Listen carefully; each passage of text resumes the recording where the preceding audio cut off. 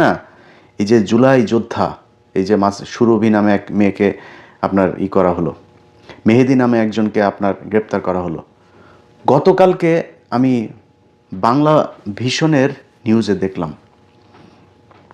সেই নিউজের মধ্যে লেখা যে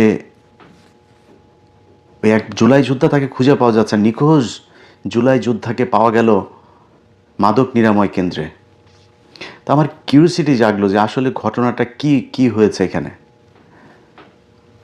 আপনারা এবার খোঁজ নিয়েন, যারা এনসিপির বাইরে আছেন, কারোর পক্ষেও নাই ভাই আর বিপক্ষেও নাই ভাই, বলে টোলা আর কারোরে খেপাইতেও চাই না। কারণ আমি একদম আমার ভিডিওর ধরনই চেঞ্জ করে ফেলছি, কারোর নাম ধরে কোনো কিছু বলবো না আর, কারোরে না। এই দেশের এই বিশাল চক্রের কাছে ভাই পরাজিত হয়ে গিয়েছে।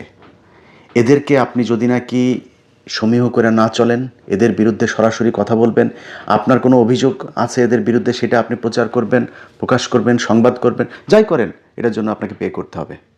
এই ঝুঁকি কয়জন নিবে বলেন? কেন নিবে? কোনো কারণ আছে নাকি এত ঝুঁকি নেওয়ার?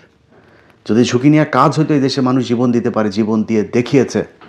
কিন্তু সেই উপর তলার সেই লোকজনের কাছে আবার এই দেশের মানুষ জিম্মি হয়ে গিয়েছে। বলেন, এই 15টা বছর এই দেশের সমস্যাটা কি ছিল? এই দেশটা স্বাধীন হইল কেন? এই দেশে কি সমস্যা হচ্ছিল এটা জানেন কি না? আমি এই মূল আজকে এই যে বিপ্লবটা ব্যর্থ হইলো, এটার মূল আমি দায় দিব হচ্ছে এই যে এনসিপির যে কজন আছে তাদেরকে। এনসিপির আজকে একজন নেতা, সে আজকে বলেছে আমার বিরুদ্ধে সে ব্যবস্থা নেওয়া চায়। তো উনি আমার বিরুদ্ধে এই ভালো হয়ে গেছে, তো এই জন্য বাজেভাবে বললাম না। উনি আমার বিরুদ্ধে কি ব্যবস্থা নিতে চায় এটা উনি ভালো করে বলতে পারবেন। তবে ওনাদের বিরুদ্ধে কি ব্যবস্থা সামনে হয়, এটার জন্য আমার মনে হয় আমার উপরে ভরসা করা লাগবে না, মানে আমার কিছু করা লাগবে না।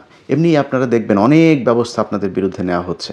মাত্র তো মানে ওই কি বলে হলফনামা আর হচ্ছে আয়কর রিটার্নের মধ্যে জালিয়াতি, টাকা পয়সা তো আরও আছে, ওগুলির ব্যাপার আসবে না সামনে।